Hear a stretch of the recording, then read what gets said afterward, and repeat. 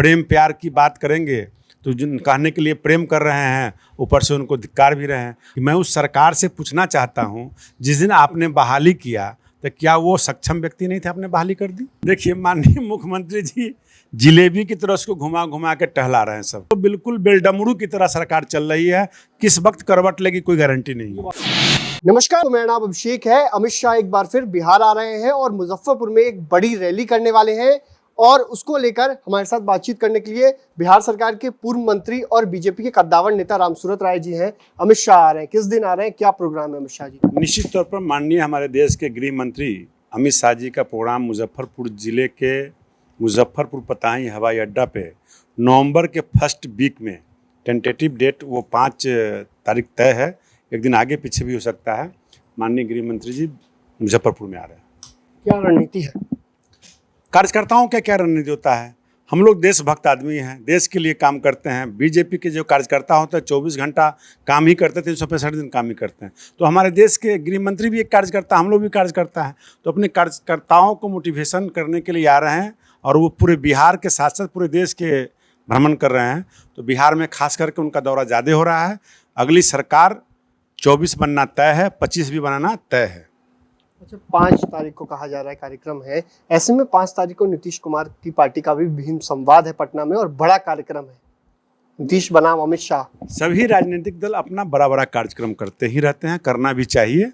और जनता सबका मालिक है, जनता जिनको गद्दी पे बैठाएगी वो बैठेंगे।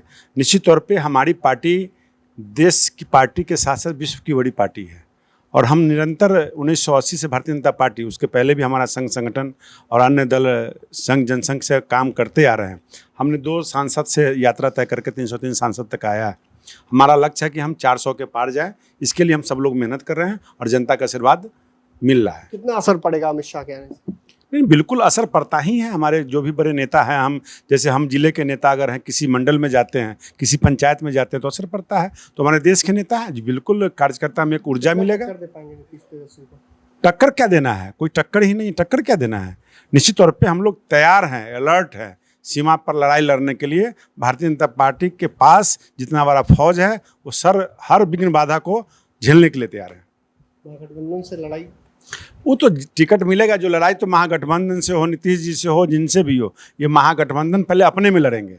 महागठबंधन की लड़ाई अंदरूनी अपने में लड़ाई होगी, तब ना हमसे लड़ेंगे। तो उनको पहले लड़ने दीजिए। हमारी लड़ाई क्लियर है, हमारा चेहरा क्लियर है, हमारा नेता क्लियर है, हमारा सीट भी क्लियर है। अच्छा, कहा जा रहा है महागठबंधन के जो नेता हैं, आरजेडी के हों, जेडीयू के, वो सारे कह रहे हैं कि बौखलाहट है, घबरा गई है बीजेपी, इसलिए अमित शाह को लगातार बुलाया जा रहा है। क्यों अमित शाह जी कोई पहली बार आ रहे हैं?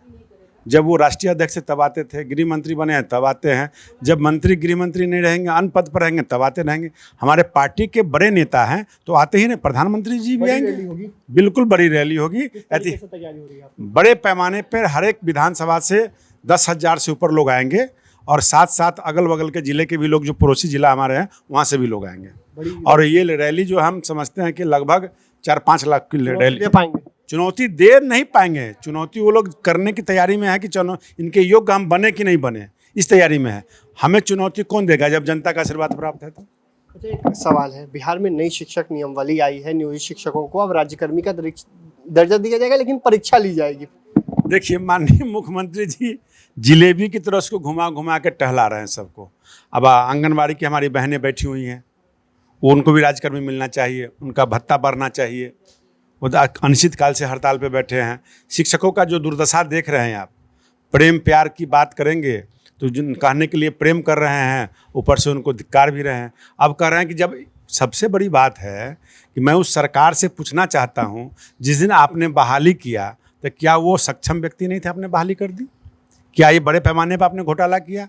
आज शिक्षक की आप चर्चा करते हैं कि उनका एग्जाम होना चाहिए, यानी आप यह स्वीकार करते हैं कि जो बहाली हुई है बिल्कुल गलत है। तो आपको तो हिम्मत है तो उनको बर्खास्त कर दीजिए। आप इस तरह से घुमा के कुछ देते भी नहीं हैं और उसको बिना दूध के बच्चे को पाल रहे हैं, तो बहुत गलत बात है। और वाकई में नीतीश कुमार जी, जब से के पाठक या नीतीश कुमार जी का जो रणनीति बन रहा है कि शिक्षकों को परेशान करो, और शिक्षक नियमावली में संशोधन होता है, लागू कहाँ होता है, फिर तुरंत डिजॉल्व कर लेते हैं। ये तो बिल्कुल बेलडमरू की तरह सरकार चल रही है। किस वक्त करवट लेगी कोई गारंटी नहीं है। वापस लेना होगा क्या? क्योंकि शिक्षक नाराज दिखाई दे रहे हैं, बार बार परीक्षा की देखिए बात की शिक्षक का जो ये इन्होंने प्रतिष्ठानन किया है, शिक्षक इनसे बदला लेके रहेगा। तो आपने सुना कि क्या कुछ कहा है बिहार सरकार के पूर्व मंत्री हैं रामसूरत राय। साफ साफ बता रहे हैं कि नवंबर के पहले सप्ताह में कार्यक्रम होगा। 5 नवंबर को पताही हवाई अड्डे पर कार्यक्रम प्रस्तावित है। अमित शाह जी आएंगे और बड़ी रैली होगी, आसपास के जिलों से लाखों लोग आएंगे और नीतीश तेजस्वी को टक्कर दी जाएगी। अब देखने वाली बात होगी कि कितना असर हो पाता है, क्योंकि 5 नवंबर को ही नीतीश कुमार की पार्टी की ओर से पटना में ऐतिहासिक भीम संवाद का आयोजन किया जा रहा है। तो ऐसे में नीतीश बनाम अमित शाह का कितना कारगर साबित होता है, ये देखने वाली बात होती है।